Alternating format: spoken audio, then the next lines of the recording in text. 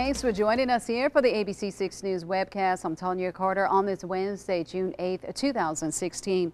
Well, topping our news tonight, the state thinks a death row inmate is faking his mental illness to avoid execution. Kevin Scott has been on death row since being convicted in the 1995 murder in Bolivar County. Lawyers for Mississippi Attorney General Jim Hood are asking the state Supreme Court to order more evaluation of whether Scott is too mentally disabled to execute.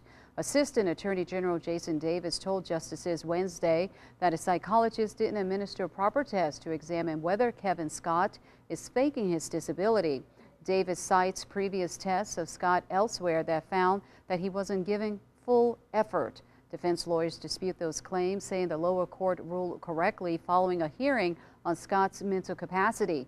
Davis said Bolivar County Circuit Court Judge Johnny Wall's 2014 ruling was so flawed that it's clear error, meaning that the justices can throw it out.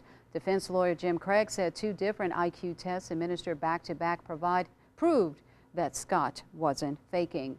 A convicted felon has been charged with escape. Benjamin McCadney bolted from the Bolivar County Courthouse after being found guilty of aggravated assault with a firearm enhancement Tuesday morning.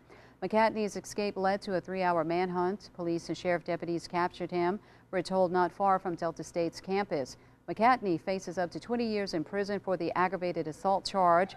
The escape charge will be presented to a grand jury sometime in October. Well, two candidates are heading to a June 28th runoff to fill a vacant seat in the Mississippi House. Abe Hudson Jr. of Shelby and Earl Lucas of Mount Bayou advanced from a field of 6 in a special election in the Delta's Bolivar and Sunflower counties. Unofficial results show Hudson won received 45% and Lucas received 23% of 2,193 votes cast Tuesday. The numbers don't include absentee ballots. The runoff winner will succeed former Representative Linda Coleman, a Democrat who had served since 1992. She left the House in March after being sworn in as a circuit judge that she was appointed to by Governor Phil Bryant.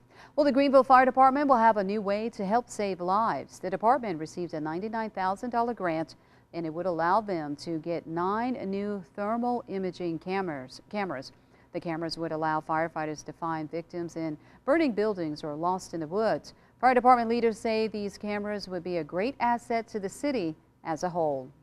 Then after the fire is out, the firefighters do what we call salvage and overhaul. We look for fire extensions to make sure their fire haven't spread throughout a home. And so the camera can also assist in finding any hot spots that we may have missed. And that avoids coming back hours later in the house possibly catching on fire again. The department plans to put a thermal camera on each fire truck.